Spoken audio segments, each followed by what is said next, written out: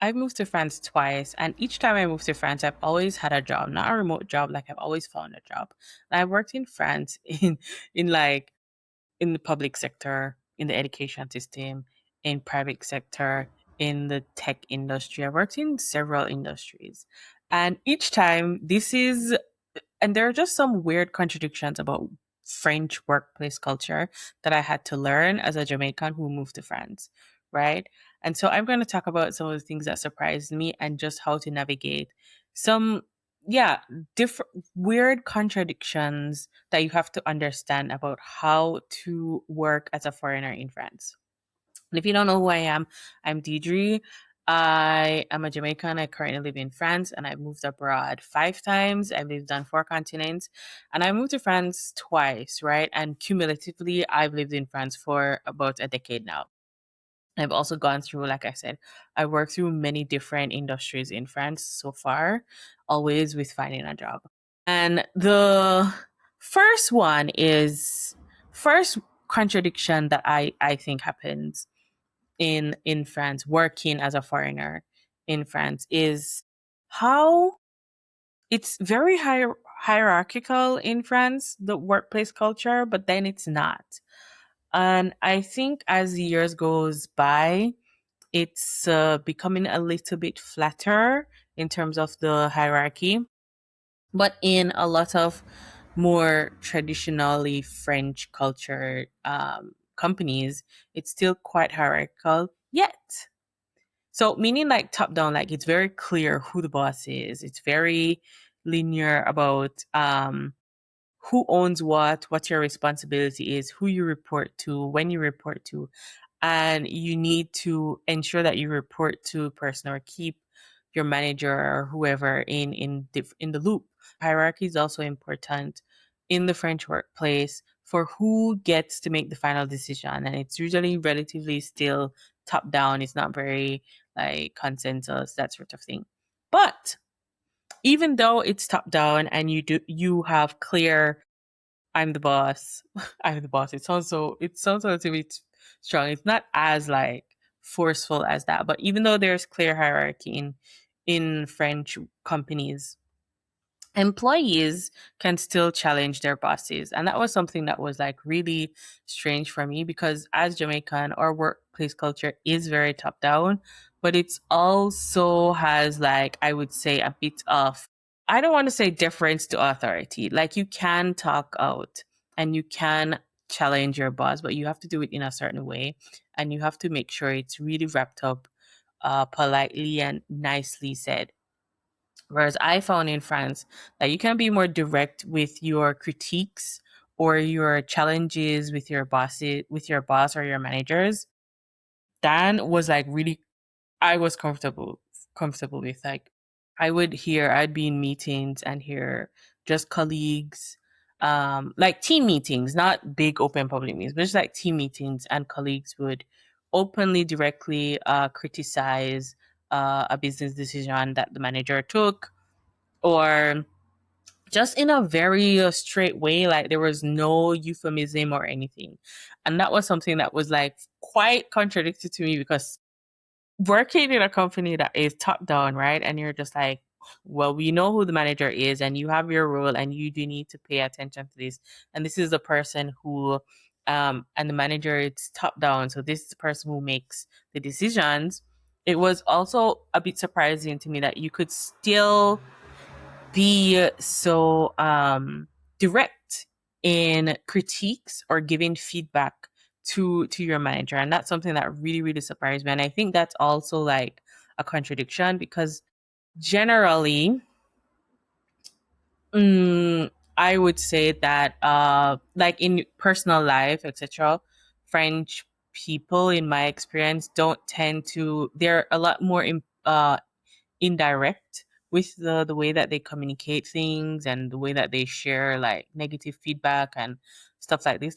They can be quite diplomatic. But on the flip side, when you get into the workspace, they are pretty open with how they say, and they're not saying it in any like a rude way, but the French can be very direct when they're giving critiques or they're challenging an idea or a project or something. And that was like really very surprising for me. So that's the first one.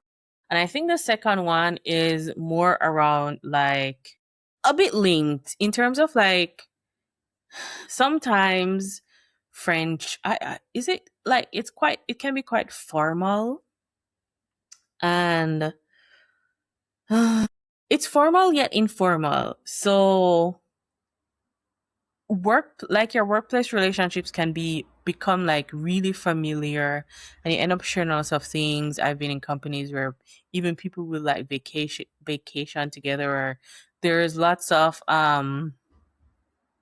like every Thursday is the weekend in France. Fun fact, culturally, Thursday evening is when you do the get-togethers or the office parties, etc. That's also because from Friday people have booked their actual vacations, or it's the wind down and they're wrapping up work to leave early so that they can start their weekend, because it's now their life. Like French people are not living to work, they're working to live, right? And so Fridays is not, it's not the day, it's not the weekend, it's not in the company, it's not a day when you have events or activities, which was also surprising for me, because in Jamaica Fridays is the day that you have the office parties and you have the wind downs and you have the get-togethers and all of those things. In France, it's Thursdays, and that happens even at universities. Because when I was at school, it was always Thursdays. Like Thursday evening is when people get together and do stuff when they're not like in their own personal, private, social circles. When it's for work and like official things. So yeah, like it can be, so I was saying workplace culture can become a bit, it can be very formal, in that the way there's a lot of bureaucracy and there is also strict rules and order in terms of like how things are done and procedures, but then your workplace relationship can become quite familiar. But then on the flip side is that work is very important, and if the French companies that French people will be, work is very important and they're very serious about their work, but they also place strong boundaries around personal time. So remember, like I said, that Friday evening, you're not doing an event Friday afternoon, because people are leaving. They're like, listen, I have a work to go. They're also, if they have personal plans for in the personal plans that they've made prior to like a company event or whatever, they're not going to go to the company event. They're like, listen, I'm not able to make it because I have prior plans. Where I think for Jamaica, and also sometimes when and my experience in the US as well, is that the culture, you will make a lot of sacrifices. You'll sacrifice your personal time to and your personal like appointments and rendezvous and stuff like that to accommodate the company. And it's quite different. Whereas work is important, you need to and French people are very like, they're serious about their work and they take it serious and they're committed and they work. They're okay with working long hours. There's like the 19 the 7 p.m. a work person. It's like the thing. I don't know if they still do it. Back in the day, it was like the good employee will stay until 7 p.m. Um, but so the point is, yeah, work is important for the French employee, but they put strong boundaries. And if the company does not you know, give enough notice about a work event or something that they will have to do, they will the French will gladly cancel and be like, and refuse to go or attend that event, etc. Of course, there are like certain scenarios and situations where sometimes based on the project or what they're doing and how the work is, that they will reschedule something in their personal time. But it's just that it's really really, they really put strong boundaries around their personal time, and they're whatever they have planned in their personal life is just as important, if not more important than work. And they expect their managers to understand that and to respect it. And they will point it out and put those things in place. So I remember in one company that they wanted to do like this company hour where in the afternoons where there were like fireside talks. And it started excuse me, it started relatively quickly. Like there wasn't like a lot of notes. Just like, hey, we're starting fireside chats. And the company really, the employees, the employees, they were like, listen, we understand that you want employees to attend, and it's also beneficial to us, but we need um more notice on when these are happening. We also need, it cannot be like it would start at 6 p.m. and you're like, this is the end of work. It cannot start at like I need to leave. Like you need to start that earlier if it's something that you're expecting, not necessarily like obligating employees to attend, but if you're expecting employees to attend, then you need to build that around the work hour. And so they would put in strong boundaries, and they pushed back to the CEO very clearly, like, listen, this is not something that, so we welcome the idea and this is great and we want to participate, but you need to plan it better because we do have a personal life and we do have things that we need to do in our life, and we're not just going to be living at work. Listen, my flabbers was flabbergasted. Like I eventually, having worked so long time, I think I've worked over 7 years now in France. Um and so I'm more closer to a decade I've been working in France in different industries. And so I'm more accustomed to this and I'm less surprised, but it's shocking how the training and the culture that you're raised in can still impact, because I've worked longer in France than I have in Jamaica. Is it? Or maybe it's about like just about equal. No, I've worked longer in France than I have in Jamaica. Just like I think France just kind of like tipped it a little bit. But the work culture the work cultures between the two countries are kind of like at different opposite ends of the poles, opposite poles. And sometimes I'm still like, can I really also do this? Because I think work culture and culture, even though Jamaicans are very direct, we're low context, as Erin Mayer would say from the culture map, and we can be very direct with what we're saying. We're still quite top down in the way that in terms of like authority and the way that we operate. So that was like it was like quite a huge contradiction to have that happen. And the next one I want to talk about is something that still shocks me today, is that qualifications matter a lot. There's still the idea of the grande école, which are kind of like Ivy Leagues, like where you went to school, what kind of degree you have. Also, like they want a degree to be very specific to the industry. Like they expect, if you are an engineer, you must have an engineering degree. Well, yes, this is quite specialized. But if you work in HR, they're expecting you a lot more to have an HR degree. Like you can't just have a broad management degree.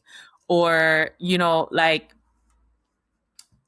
they want it to match your qualification, to match the industry and the role that you're playing to. Like I think a lot more, like they're a lot less flexible about this part than I would have imagined.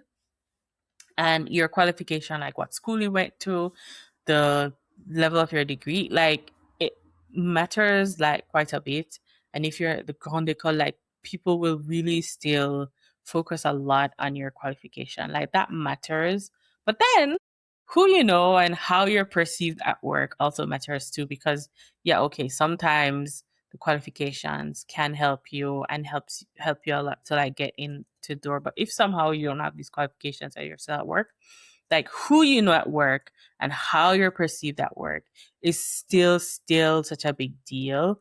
And it's not only just that can help you with like your promotions or where you go and opportunities that you will find at work.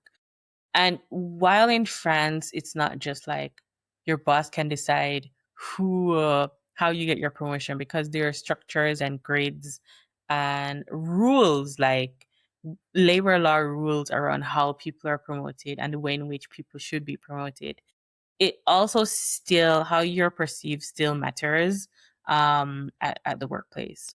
And that was like something that I had to like really wrap my head around, especially, like getting used to understanding how promotions work, understanding like how raises, like how your, salary raises work, that it's really linked to a grade, and there are also rules and their percentage, it's capped. Like you can't necessarily you can't necessarily go above um a certain percentage as it relates to the rest of the team, things like this. So like it was like really interesting for me to learn some of those things as I continue to work in France. And then the last one, I think, which is the funniest one, is that people complain about work constantly, all the time. And even though they're complaining about work all the time, they're still like, you still have strong protections. And sometimes I've around workers' rights. And, oof, excuse me. What was I saying? Oh, yeah. People complain about work constantly. And even though, for me, I think that French employees complain about work all the time. Part of it is just about the culture. Like, there's this stereotype that the French complain about everything. But I think they're also more secure in their job positions because there are strong protections around workers' rights that gives them because of that, like more that security, they're able to more confidently um voice their complaints or things that they don't agree with, because they don't feel you don't feel like your job will be at risk if you complain about something that you don't like. And so I think that is something that is really, really like an interesting thing to have, because you can't just like you cannot just fire somebody like the next day. I mean, in only like rather rare instances, and like if there's like some extreme like error or something that happened, then you can fire them the same day. You can't even like necessarily like fire them. Like maybe you can put them on, I don't want to call it like a garden leave, but something like this. Or you can, what is this? Dispenser. How do you say dispenser? Dispenser du travail. How do you say this in English? It's like you can like, okay, you're stopped from, you can no longer work in your position. Yeah. I think garden leave is like the best thing to say. Like you're no longer working in the position. You don't have access to, files or whatever, but you still get a salary because there is a process to dismissing someone, and it takes at least usually around 3 months if you're going to like fire someone in general. So yeah, you can put them kind of like on a garden leave, but that's about it, unless there's like a mutual agreement and you decide to stop. They both decide to stop working with like a month's notice or something like this. But again, that is also a whole different procedure and a whole different process. And you cannot initiate that process in like 24 hours. It's not possible. It's going to take at least another month to complete that process before you can then leave in 2 weeks. So the point I'm making is that one of it is that, yeah, people they do complain a lot, but they're also really strong protections around workers' rights. And I think that also gives a bit of security for why people are able to, be more confident about sharing disagreements, or their discomforts that they have with a company. Another thing that surprised me about working in France, and I think it's a bit of like a contradiction, is that sometimes it's usually around like the way that people communicate, which, like I said, can be very, very direct. And I was reading recently. I've been reading The Culture Map by Erin Mayer. You should read it. Totally interesting. It's about how different cultures and countries communicate, and their cultures and ways of communication that is based on those cultures influence and impact the way that they do business, the way that they think, the way that they communicate to others, and how the differences between cultures can lead to like misunderstandings and how to like better navigate that. It's like a really, really great book, The Culture Map. You should really, really read it just for interest. But it had a point which which really resonated for me, and I was like, this is really, really true. Is that you sometimes, like, when you go through like a performance review in France, um, you will hear a lot about the negatives, and you hearing a lot about your negatives, does not mean that your boss, your manager, is not happy with your work. And you might think, oh, this was like your manager is like angry, but maybe they're not, right? And I think it's also the way around how the French view feedback. In Jamaica, we are often, and I think also in American culture as well. But let me just talk directly for Jamaicans. We do tend to like wrap things. We do like the sandwich method. Something nice, then you put the negative in the middle, and then you end it nicely at the end. Or we start off with all of the positives, and then just have like a small part for the negatives. And I think, for me, in my observation, the French are don't really do this. They think that doing that is a bit pretentious, if that's the word.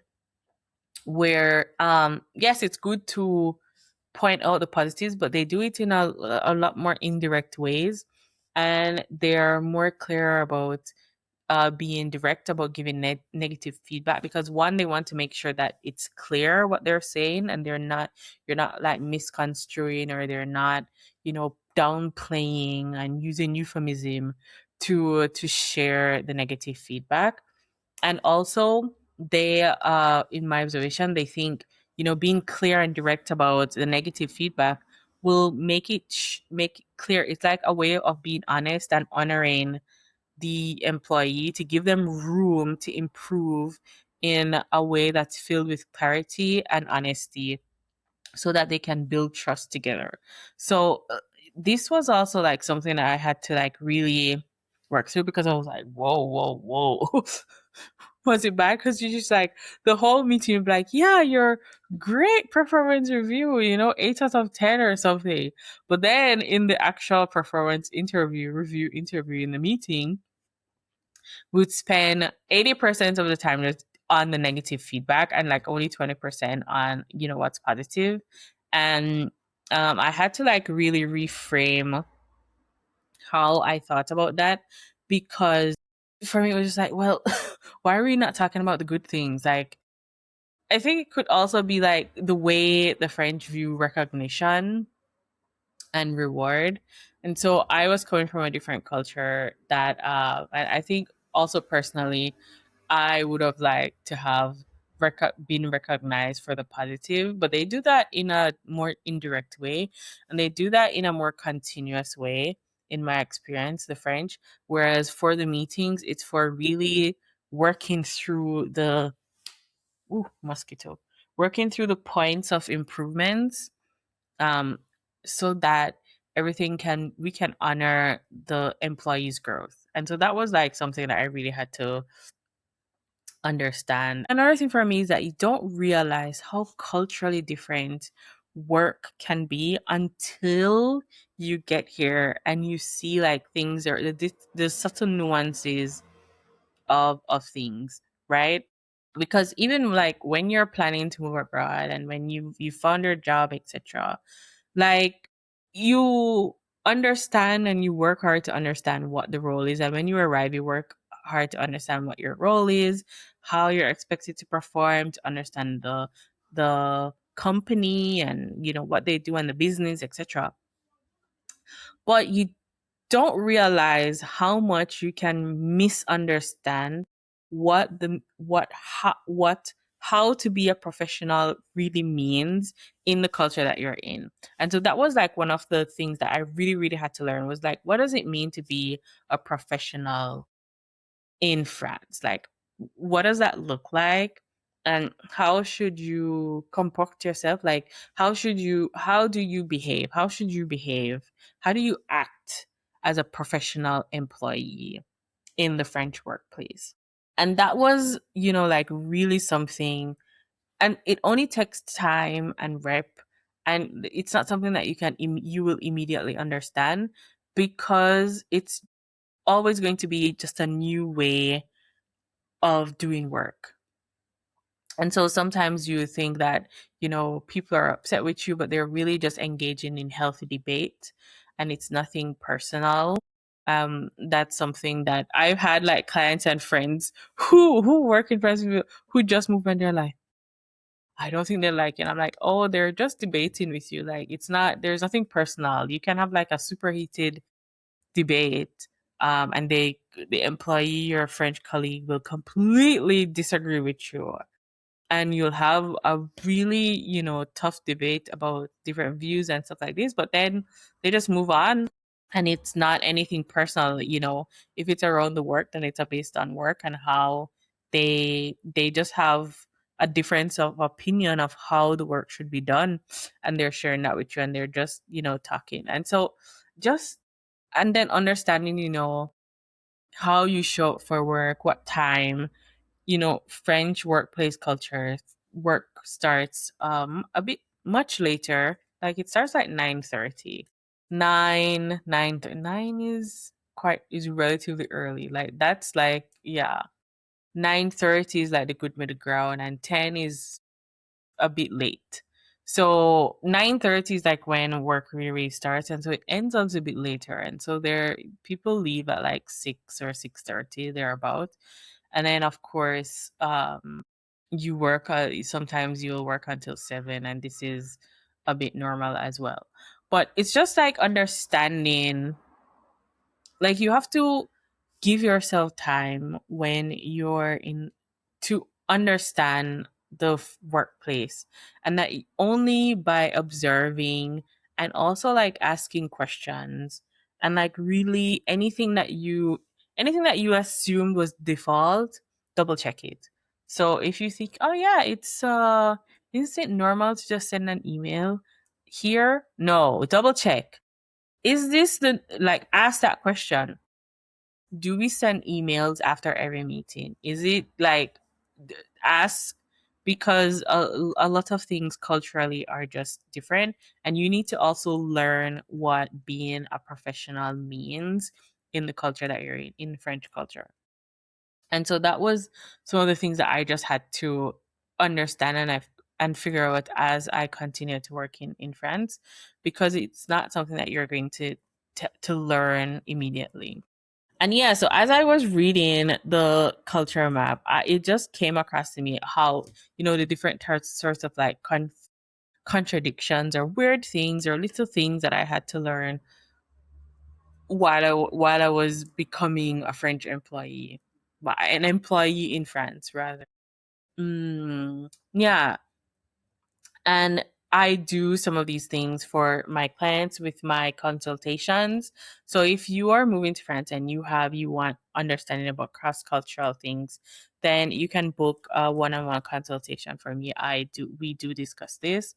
But if you are someone who is generally around moving abroad and you're just in the research phase, then my monthly workshop is something that is better suited for you. I just wanted to take some time to kind of like talk about this part because I thought about it. I also got like a message from an old employee colleague recently, and they were just kind of like asking me about something about work. Not anything that I need to like solve, like, oh my god, they still need me. Just they just needed like, oh, this happened and stuff like this. We're talking about work. And it prompted me to think about how the different ways that I thought was like contradictory in working in France. I'm Diedre, and I talk the truth about life abroad and moving to France and helping women to build the lives that they love because they deserve it, because you deserve it. See you at the next one. Ciao.